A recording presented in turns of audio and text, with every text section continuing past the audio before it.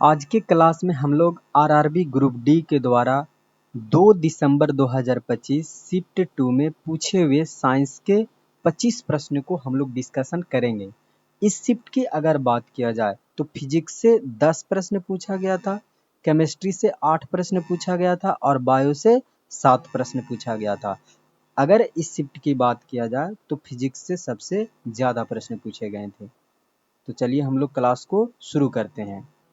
एक परिस्रावक या स्टेथोस्कोप का कार्य सिद्धांत आधारित है, यानी स्टेथोस्कोप किस सिद्धांत पे कार्य करता है इसके बारे में बताना है। स्टेथोस्कोप की अगर बात किया जाए तो इसमें 3 पार्ट होते हैं। ये इस पार्ट को बोलते हैं चेस्ट पीस और ये है नलिका और इसको बोलते हैं कान का हिस्सा।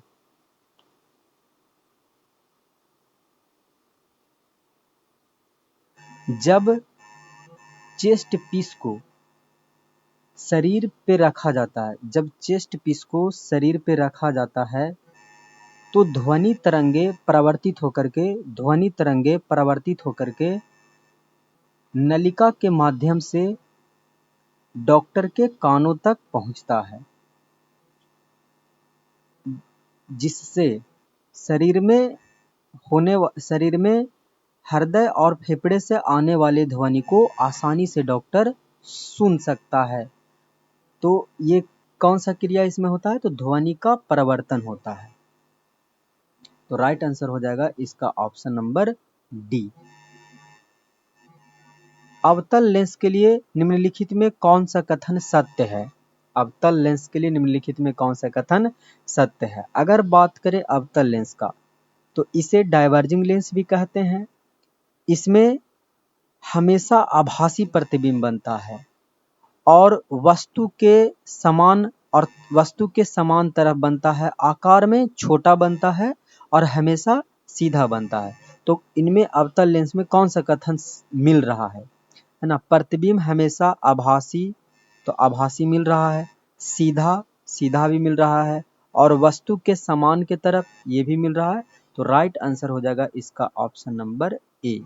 नेक्स्ट सवाल हम लोग देखेंगे, विद्युत क्षेत्र रेखाओं के बारे में निम्नलिखित में से कौन सा कथन सही है? अगर बात करेंगे विद्युत क्षेत्र रेखाएं की तो ये बंद लूप जो है नहीं बनाती है। विद्युत क्षेत्र रेखाएं बंद लूप नहीं बनाती है। विद्युत क्षेत्र रेखाएं कभी एक दूसरे को प्रतिच्छेदित नहीं करते हैं और ये पॉजिटिव से निकल करके निगेटिव की तरफ खत्म होता है। ये सीधी या वक्र रेखाएं हो सकती है, ये क्षेत्र की प्रकृति पर निर्भर करता है। तो इसमें से कौन सा कथन सही है? वे बंद लूप बना सकते नहीं, बंद लूप नहीं बनाते हैं। वे कभी भी प्रतिच्छेदित नहीं करते हैं, तो बिल्कुल सही, वे कभी भी एक दूसरे को काटते नहीं है। वे नकारात्मक आवेश से शुरू होते नहीं, पॉजिटिव आवेश से शुरू होता है और निगेटिव पे जाकर के समाप्त होता है। वे हमेशा सीधी वक्र रेखाएं होती है, वो सीधी रेखाएं हो सकती है लेकिन हमेशा कहना गलत बात है। तो राइट आंसर हो जाएगा इसका ऑप्शन नंबर डी। नेक्स्ट सवाल हम लोग देखेंगे, निम्नलिखित में से कौन कथन धातु के विशिष्ट भौतिक गुण का सही वर्णन करता है? अगर बात करें धातुओं का विशिष्ट गुण तो धन्यात्मक होता है, यानी उसे हम पीट करके चादर के रूप में, पतली चादर के रूप में हम लोग कर सकते हैं। तो धातुओं का गलनांक एवं क्वथनांक कम होता है? नहीं। धातुएं आमतौर भंगुर होते हैं? नहीं, भंगुर ये नहीं होता, भंगुर तो अधातु होते हैं। धातुएं उष्मा एवं बिजली की खराब संवाहक है? नहीं, अच्छा संवाहक है। तो ये भी कथन गलत हो जाएगा। राइट आंसर हो जाएगा इसका ऑप्शन नंबर डी। धातुएं धन्यात्मक होती है और टकराने पर ध्वनि उत्पन्न करती है। नेक्स्ट सवाल हम लोग देखेंगे क्वेश्चन नंबर 5 को, जब लेड नाइट्रेट पोटासियम आयोडाइड के साथ अभिक्रिया करता है तो पीला अवक्षेप बनाता है, यौगिक को पहचाने। तो जब हम पोटासियम नाइट्रेट को, लेड नाइट्रेट को पोटासियम आयोडाइड से अभिक्रिया कराते हैं तो यहाँ पे लेड आयोडाइड बनता है और यही पीला अवक्षेप के रूप में हमको मिलता है। तो राइट आंसर हो जाएगा लेड आयोडाइड। यानी ऑप्शन नंबर डी। नेक्स्ट सवाल, एक कार विरामावस्था से चलना शुरू करता है। अगर विरामावस्था से चलना शुरू करता है तो u0 और 4 सेकंड में, टाइम कितना दिया हुआ है 4 सेकंड, 20 मीटर पर सेकंड के वेग प्राप्त कर लेता है, यानी v कितना हो जाता है 20 मीटर पर सेकंड। तो कार का त्वरण ज्ञात करना यानी a ज्ञात करना है, तो a बराबर क्या होता है v माइनस यू बटा टी। v कितना है 20, u कितना है 0, t कितना है 4, है ना। तो 20 बटा 4 यानी कट करके कितना आ जाएगा 5 मीटर पर सेकंड स्क्वायर। तो राइट आंसर हो जाएगा इसका ऑप्शन नंबर बी। किसी पदार्थ का तापमान बढ़ने पर उसके घनत्व पर क्या प्रभाव पड़ता है। चलिए हम लोग इसको देखते हैं। आदर्श गैस का नियम कहता है पीवी बराबर एनआरटी होता है आदर्श गैस के नियम के अनुसार। यानी यहाँ से ये पता चला कि भी जो है वो डायरेक्टली प्रोपोर्शनल होता है टेम्परेचर का। तो अगर टेम्परेचर हम बढ़ाएंगे तो वॉल्यूम भी बढ़ेगा, और अगर वॉल्यूम बढ़ेगा तो घनत्व घटेगा, क्योंकि घनत्व बराबर होता है मास बटा वॉल्यूम। तो घनत्व इनवर्सली प्रोपोर्शनल है वॉल्यूम का। तो अगर आप वॉल्यूम को बढ़ाइएगा तो घनत्व क्या होगा घटेगा। तो यही सवाल आपसे पूछ रहा था, तो क्या हो जाएगा घनत्व इसमें घटेगा। नेक्स्ट सवाल हम लोग देखेंगे, खाद्यान्नों को संरक्षित भंडार में धूमन कैसे मदद करता है। धूमन के बारे में समझते हैं। धूमन एक प्रक्रिया है जिसमें किसी बंद स्थान जैसे गोदाम भंडार में रासायनिक गैस छोड़ी जाती है ताकि कीट और कीड़ों को मारा जा सके। तो यह कीटों और कीड़ों को मारता है जो संग्रहित अनाज को नुकसान पहुंचाने से रोकता है। यही इसका राइट आंसर हो जाएगा ऑप्शन नंबर ए। किसी गतिशील पिंड को विरामावस्था में लाने के लिए बाहरी बल द्वारा किया गया कार्य किसके बराबर होगा। यानी किसी भी गतिशील पिंड है उसको हमको विराम में लाना है, तो जो बाहरी बल लगाएंगे वो किया गया कार्य जो है कितना कार्य करेंगे और किसके बराबर होगा, यही आपसे पूछ रहा है। तो यहाँ पे ध्यान देना, जब गतिशील पिंड को विरामावस्था में लाएंगे तो भी क्या हो जाएगा आपके हिसाब से 0। तो बाहरी बल को पिंड पर ऋणात्मक कार्य करना पड़ता है, बाहरी बल को पिंड पे ऋणात्मक कार्य करना पड़ता है। अब हम लोग समझते हैं कार्य ऊर्जा परिमेय के अनुसार। कार्य ऊर्जा परिमेय कहता है कि आप जितना भी कार्य करते हैं वो गतिज ऊर्जा में परिवर्तन हो जाता है। यानी आप जितना भी कार्य कीजिएगा किसी वस्तु पे तो वो सारा का सारा गतिज ऊर्जा में परिवर्तन हो जाएगा। तो यहाँ से अगर कुल कार्य बराबर लिखें गतिज ऊर्जा में परिवर्तन, इसका मतलब क्या है कि फाइनल कुछ गतिज ऊर्जा होगा और इनिशियल कुछ गतिज ऊर्जा होगा। यानी कुछ पहले होगा और बाद में फाइनल गतिज ऊर्जा हो गया होगा जब इस पे हम वर्क किए होंगे। तो यहाँ से अगर हम देखें W बराबर के एफ फाइनल है ना, फाइनल, तो के एफ माइनस के आई। तो अगर के एफ की बात करें फाइनल की बात करें तो हाफ एम भी स्क्वायर होगा। तो यहाँ पे तो फाइनल में भी क्या होता है 0, भी क्या हो गया 0 क्योंकि विराम में लेकर के आए हैं। तो यहाँ से के एफ क्या हो जाएगा 0 हो जाएगा। तो W बराबर क्या हो जाएगा 0, इनिशियल हाफ एम भी स्क्वायर के बराबर ही रह जाएगा, हाफ एम भी स्क्वायर के बराबर। यानी हमको कितना काम करना पड़ा, तो गतिज ऊर्जा इनिशियल जो गतिज ऊर्जा है उसके समान काम करना पड़ा, अर्थात बाहरी बल द्वारा किया गया कार्य पिंड के प्रारंभिक गतिज ऊर्जा के बराबर है। तो ये राइट आंसर हो जाएगा ऑप्शन नंबर ए।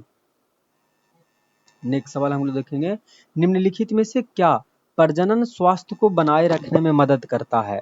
प्रजनन स्वास्थ्य क्या है ये समझते हैं। तो प्रजनन स्वास्थ्य का अर्थ है शारीरिक, मानसिक और सामाजिक रूप से पूर्ण। इसे बनाए रखने के लिए स्वास्थ्य शिक्षा की सही जानकारी प्राप्त होना चाहिए, समय पे जांच और उपचार कराना चाहिए, व्यक्तिगत स्वच्छता बनाए रखना चाहिए और संतुलित आहार करना चाहिए। तो इसमें कह रहा है जंक फूड खाना चाहिए नहीं, बाल विवाह करना चाहिए नहीं, स्वच्छता को अनदेखा कर दीजिएगा तो और दिक्कत हो जाएगा। तो क्या हो जाएगा राइट आंसर इसका ऑप्शन नंबर ए, यानी स्वास्थ्य शिक्षा और चिकित्सा को देखभाल करना पड़ेगा। निम्नलिखित में कौन सी चिकनी अंतःप्रवेशजलिका का कार्य है। यानी चिकनी अंतःद्रव जालिका। अगर चिकनी अंतःद्रव जालिका की बात करें तो इस पे राइबोसोम नहीं होता है, क्योंकि राइबोसोम जो होता है वो रफ इंडोप्लाज्मिक रेक्टिकुलम के पास होता है। तो जो स्मूथ है, स्मूथ इंडोप्लाज्मिक रेक्टिकुलम जो है ये लिपिड यानी वसा के संश्लेषण में मदद करता है। तो ये कौन सा हो जाएगा? ऑप्शन नंबर डी, वसा के लिपिड का निर्माण में। विद्युत धारा को किस रूप से व्यक्त किया जाता है? विद्युत धारा I बराबर अगर बात करेंगे तो Q बटा T फॉर्मूला होता है। Q को क्या बोलते हैं? आवेश, और T को क्या बोलते हैं? समय। तो क्या हो जाएगा इसका आंसर कि विद्युत आवेश के प्रवाह की दर, विद्युत आवेश की प्रवाह के दर को हम लोग विद्युत धारा कहते हैं। तो राइट आंसर इसका हो जाएगा ऑप्शन नंबर सी। एक वस्तु सीधी रेखा में अलग अलग गति से चलता है, 10 सेकंड में इसका विस्थापन 50 मीटर है, तो औसत वेग, अगर बात करें औसत वेग का, तो औसत वेग बराबर होता है कुल विस्थापन बटा कुल समय।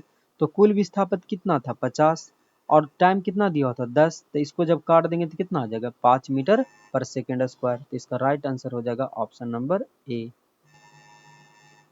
एल्डिहाइड में मौजूद कार्यात्मक समूह कौन सा है? एल्डिहाइड, एल्डिहाइड में CHO होता है। नेक्स्ट सवाल हम लोग देखेंगे, निम्नलिखित में से कौन सा अल्कोहल आमतौर पर ईंधन योज्य के रूप में उपयोग होता है? तो ईंधन के रूप में एथेनॉल का प्रयोग किया जाता है। निम्नलिखित में से कौन सा ऐसे विलयन को सही ढंग से दर्शाता है जिसमें विलेय और विलायक दोनों तत्व है और विलयन समांगी है? अगर बात करें, विलयन एक समांगी मिश्रण होता है जिसमें दो तत्व होते हैं, एक विलेय और एक विलायक। तो विकल्पों का विश्लेषण करते हैं। सल्फर के साथ मिश्रित लोहे का बुरादा, तो यह विषम मिश्रण है, समांगी नहीं है। पानी में घुली चीनी, तो ये समांगी विलयन का निरूपण करता है। हवा में नाइट्रोजन एक गैस का मिश्रण है, लेकिन इसे सामान्यतः विलयन के उदाहरण के रूप में नहीं लिया जाता। और पानी में घुला कार्बन, कार्बन घुलता ही नहीं है। तो राइट आंसर इसका हो जाएगा पानी में घुला चीनी। कोशिका नाभिक में डीएनए निम्नलिखित में से किस पदार्थ के निर्माण के सूचना का स्रोत है? तो डीएनए जो होते हैं, कोशिका में जो डीएनए होता है वो जीन होते हैं। ये प्रोटीन के निर्माण में, किसका निर्माण में? प्रोटीन के निर्माण के सूचना प्रदान करता है। यह प्रक्रिया ट्रांसक्रिप्शन और ट्रांसलेशन के माध्यम से होता है। डीएनए ट्रांसक्रिप्शन कर करके एमआरएनए को बताता है, सूचना प्रदान करता है, और एमआरएनए इसको प्रोटीन को ट्रांसलेशन करवा करके प्रोटीन का संश्लेषण करवाता है। तो राइट आंसर हो जाएगा प्रोटीन, यानी ऑप्शन नंबर डी। नेक्स्ट सवाल, निम्नलिखित में से कौन सी मात्रा तरल में डूबे हुए शरीर पे लगने वाला उत्प्लावन बल को प्रभावित नहीं करता है? तो अगर बात करें उत्प्लावन बल की, तो उत्प्लावन बल कहते किसको है? तो किसी तरल में डूबे शरीर पे लगने वाला बल को उत्प्लावन बल यानी बायोंट फोर्स कहते हैं। और बायोंट फोर्स जो होता है वो विस्थापित तरल के भार के बराबर होता है। किस किस पे निर्भर करता है? तो तरल के घनत्व पर निर्भर करता है, गुरुत्वाकर्षण पे डिपेंड करता है, और विस्थापित तरल के आयतन पर भी डिपेंड करता है, लेकिन वस्तु के घनत्व पर डिपेंड नहीं करता है। तो राइट आंसर हो जाएगा इसका ऑप्शन नंबर ए।